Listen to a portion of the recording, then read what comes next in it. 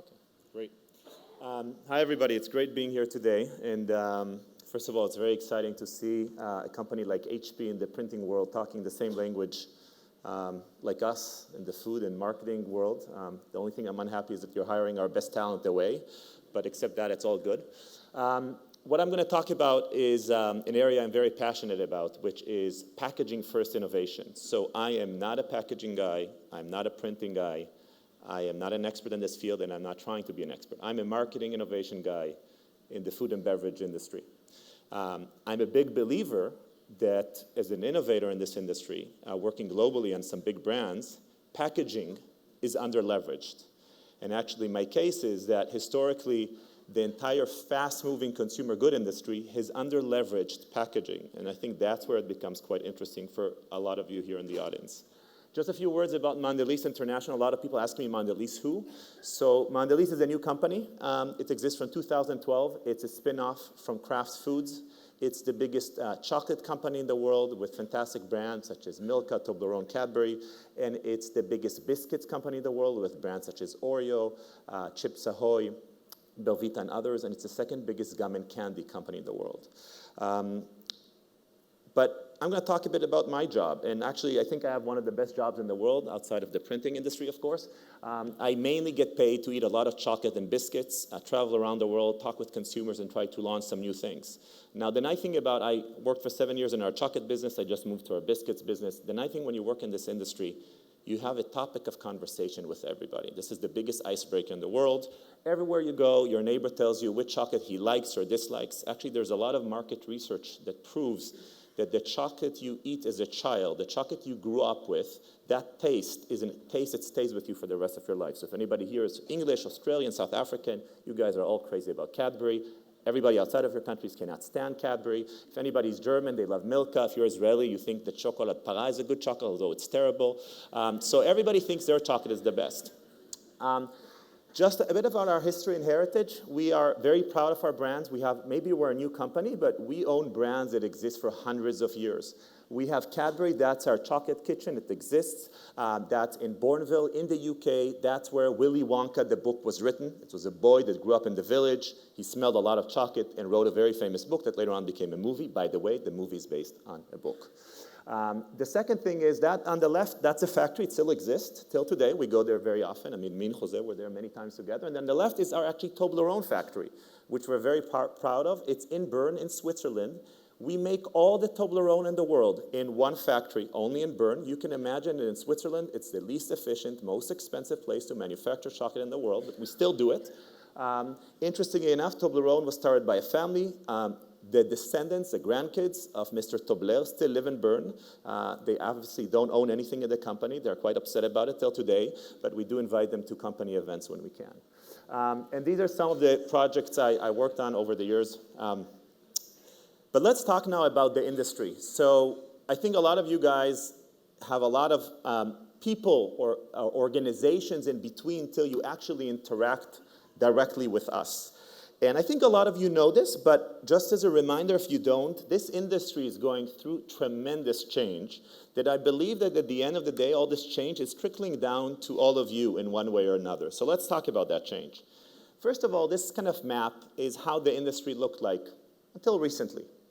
This is an industry of some big conglomerates that have been doing a really good job of acquiring businesses and integrating them. It's historically a business about synergies. You become a big player and you acquire and acquire. That's been going on for years. It still happens today. The main thing is that these acquisitions actually created until a few years ago a few big players, 6, 7 players, that pretty much controlled everything you eat, including our own company. But that picture is actually changing now because you're starting to have all these players. What's happening now is you're starting to have a proliferation of hundreds of little players that actually some of them are becoming not so little. Now, actually, for people like us in a big company, we have a great playbook. We know how to compete. I work in chocolate. There's a nice gentleman here, Stefan, going to talk about Nestle later on. We compete. I know everything he's doing. He knows what we're doing because we all use the same processes. We have the same talent. We all have the same playbook. We fight every year about 1 point of share. It's the same playbook. All these guys, we don't even know their names, most of them. And there's a lot of them. Now, they don't use the same playbook. They use a completely different playbook. So we're actually we don't know how to cope with them, and this is the entire industry. Now, the second thing going on with the industry is the industry has been going on over the past few years through tremendous cost cutting. Some of you maybe heard something about zero-based budgeting. I don't know if any of your clients told you they want better cost structure on your printing costs. That comes from zero-based budgeting. The industry has been going through a lot of cost savings in the last few years. These cost savings actually has led the industry to focus more on efficiencies and less on innovation. One of the first places that has been hurt is packaging, and we'll talk about that. Now, one can ask, so why did the map change? What happened in the last few years that 6 players were controlling the market, and now you showed me a map of hundreds? These are the things that happened. One is, it's cheaper and easier today to do marketing if you're a small player. You do not need to do TV ads. You can make a YouTube clip. I mean, you have this brand, $1 million Shave Club. This guy makes films with himself in his garage, and he sold his business after a few years with $1 billion to Unilever. So you can do very, very creative things on a small budget.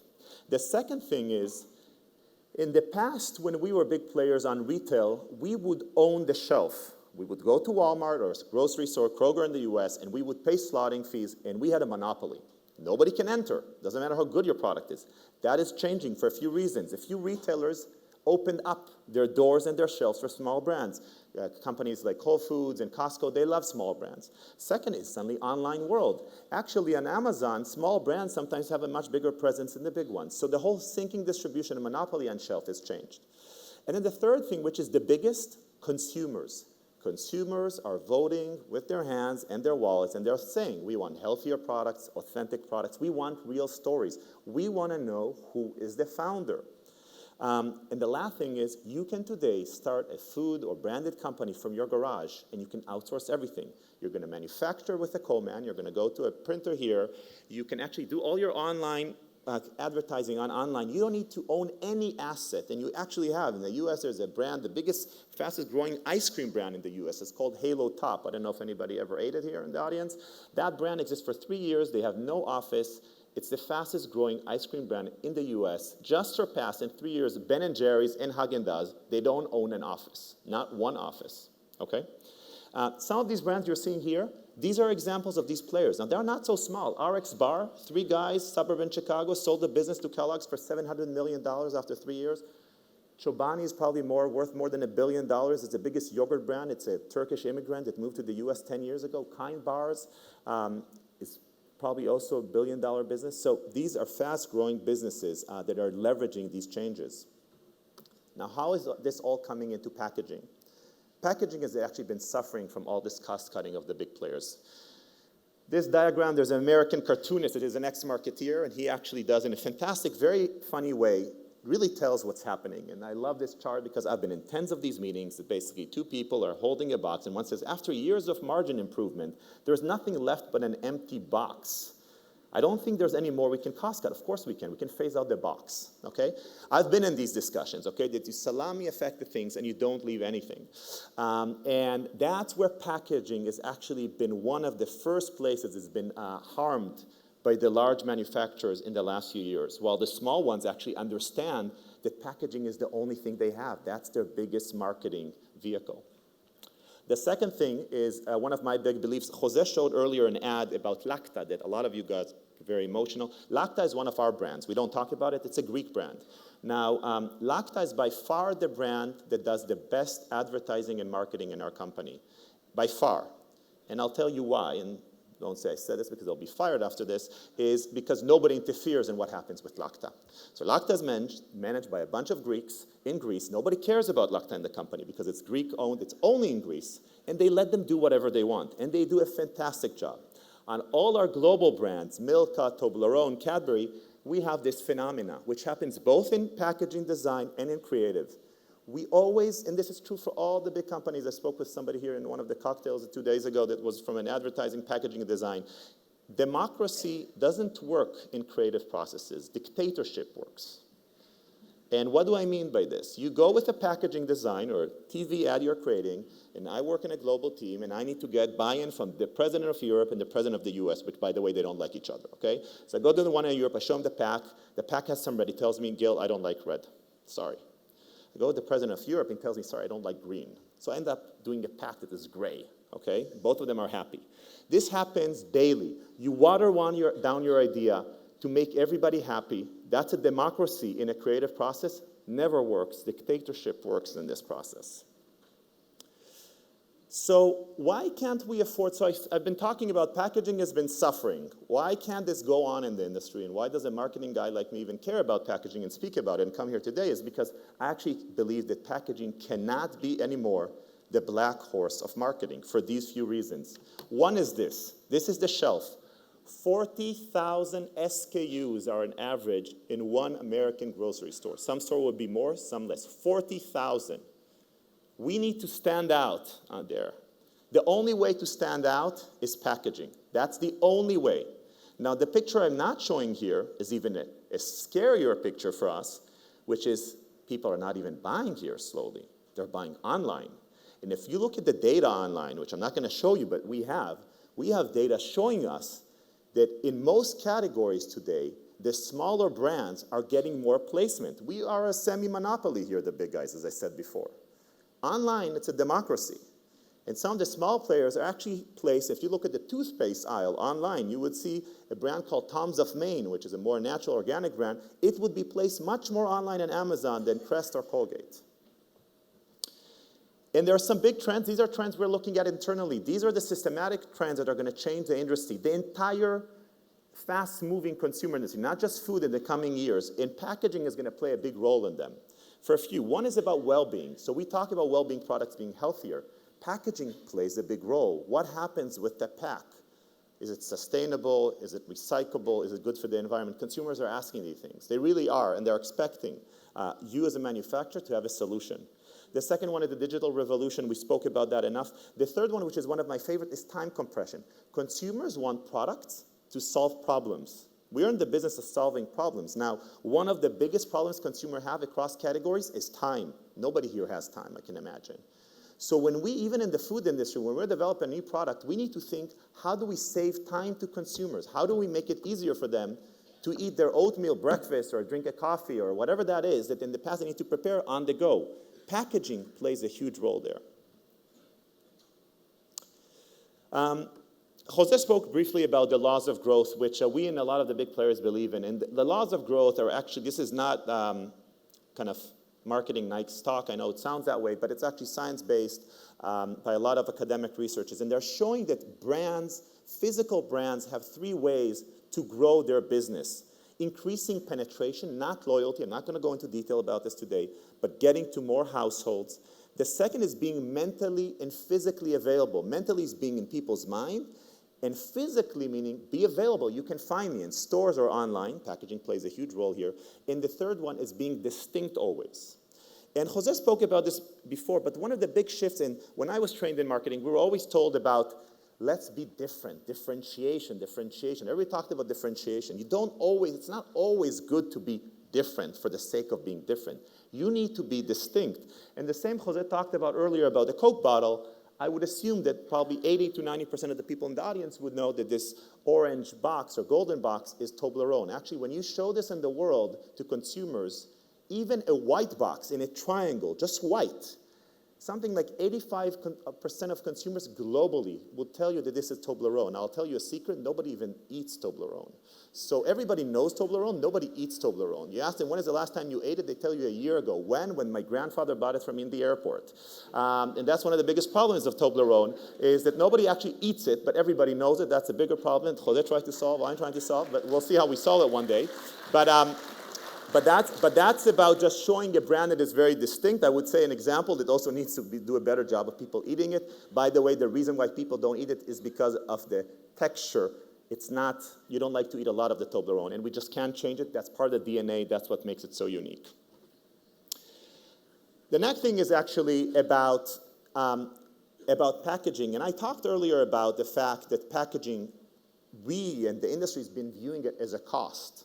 And one of the things we've been learning, and actually HP, I have to give credit here to the HP team, has been teaching us, and I like very much this philosophy, is that actually if you play it smart, and if you guys can teach your clients like us, and I try to do it in our organization, explain to people that packaging is not a cost. Actually, packaging can become a profit center. I have a case, I believe that packaging, you can make money out of packaging. You just need to look at your P&L in a different way and say, you know what, yes, it costs money, but I need to spend so much money on advertising, on buying media. If I do a smart job on my packaging, with ATP, whatever the campaign we decide we do, it doesn't need to be only digital printing, by the way, packaging can earn me media. It can save me money that I spend millions of dollars in my P&L on advertising. And that's one of the big shifts that I think the industry is starting to understand. I think part of your role, all of you here in the audience, is to teach customers like us to understand that better. And I think you're going to have, quite more success with that. And a few examples of things we've been doing in that space.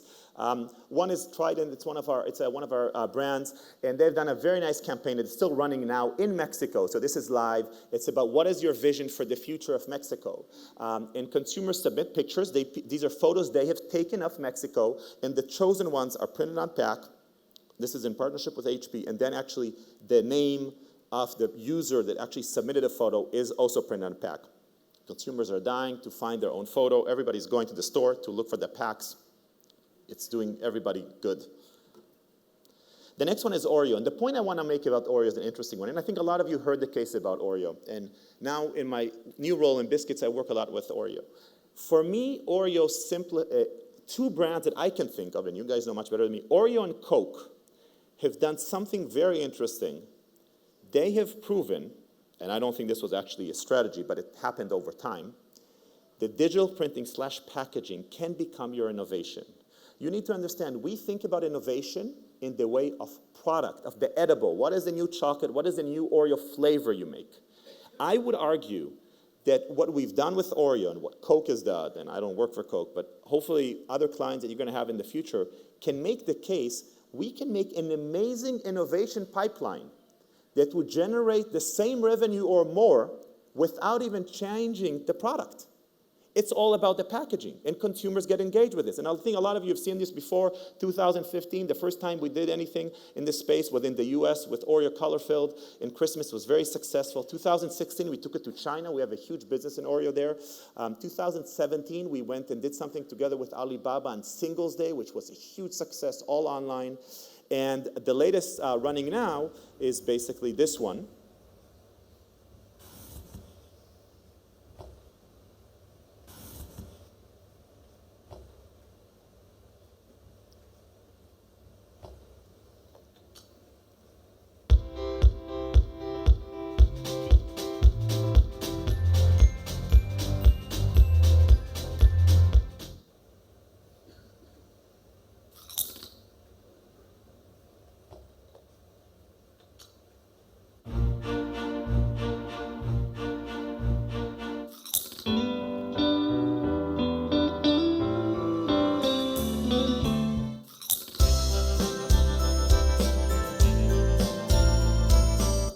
I think you get the picture.